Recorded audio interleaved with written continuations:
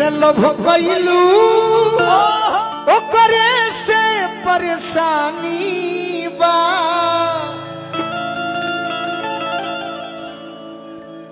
ए सनमी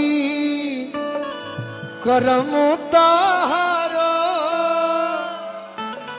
जब बिया होखे आ लइका होखे लागे खानदानी बा कि दिल जे बनावल पागले नु होई तू एक दो एने प्रोग्राम में गई रहू तो बहुत चीज का बड़ाई तो हम सुननी है कि तू हमारे पर शौक कैले बड़ू वाह बात में बात हुई है विषय पर हम तारे के फोन कैले रही कल परसों में बाकी तू उठौलू ना लेकिन हमारा बड़ी खराब लगल कि तू हमारा पर शौक कैसे कर सकता है बोलबू ना नु ओकरा के छोड़ दे हम सुनले रही कि दिल जे बनावल पागले नु होई अरे पगली प्यार जे बनावल होई कसाई दिल जे बनावल पागले नु होई प्यार जे बनावल होई कसाई अब ही तनिक लागी पानी नहीं खा मंगल माइक मंगल भी ऐसा चीज है अनुपमा कि दुनिया में तरह तरह के लोग मिली हैं अशोक चाचा बाकी अब ही तनिक लागी बाद में बुझाई अजय हम याद आई घोटलो घोटाई ना अनुपमा मिठाई दिल जे बनावल पागले नु होई प्यार जे बनावल अरे वो होई कसाई दिल जे बनावल पागले नु सही बात है पागले होगा कोई जो दिल लेकिन हमें आपसे कोई शिकायत नहीं है इस दुनिया में दो तरह के लोग होते हैं जो आपको नहीं जानता है वो आपके बारे में बहुत कुछ बोलेगा जो आपको जानता है वो आपके बारे में कुछ नहीं बोलेगा तो हम उसमें से हैं खैर ये किसी को नाम पाना है तो सोशल मीडिया पे आके कुछ कुछ बोलते ही रहेंगे लोग मैं छोड़ दी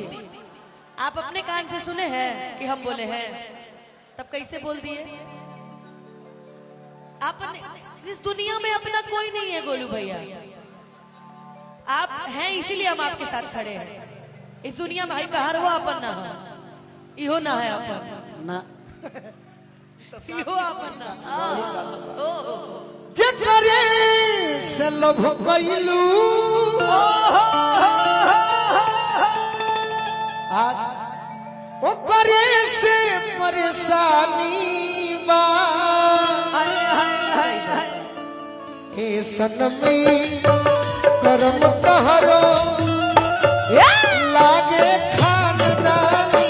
बा ए सनमी करम तहरो लागे खानदानी जेकरे से लब कैनी ओ करे से परेशानी बा ये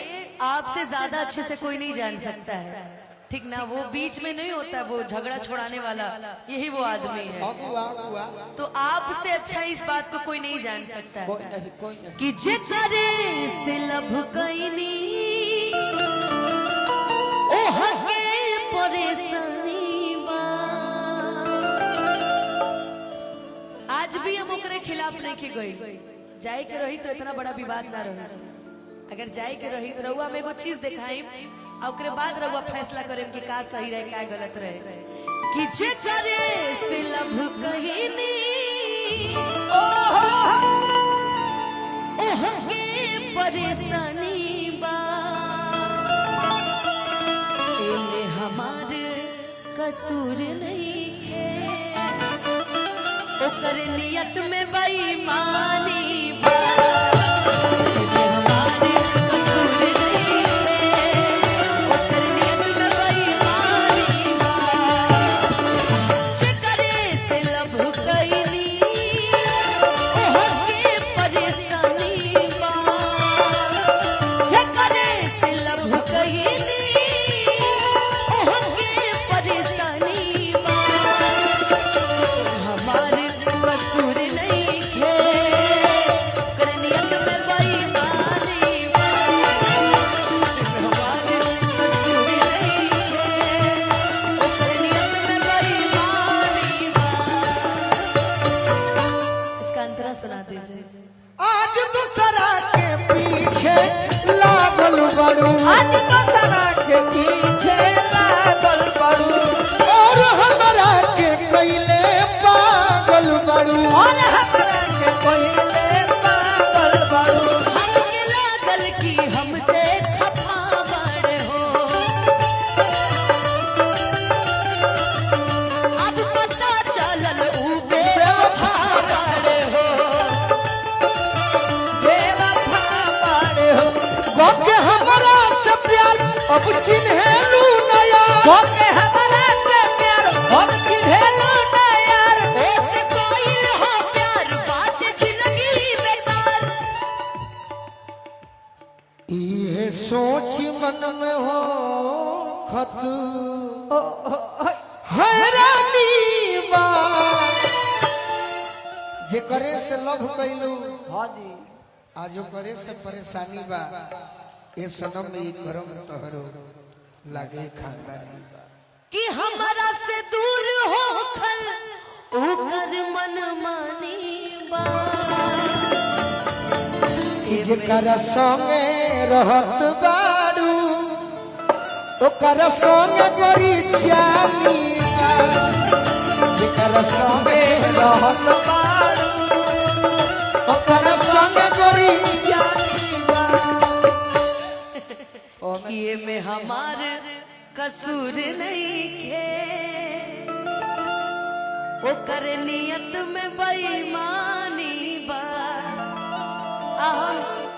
केकरा संगे रहो भी जीवन में खत्म हो गए हमारा संगे रह ना अब कुछ दिक्कत जहाँ नहीं जहाँ माई बाबूजी हाथ पकड़े हो जा चल जाएगा बाप भाई बाबू जी हाथ पकड़े हैं अंत में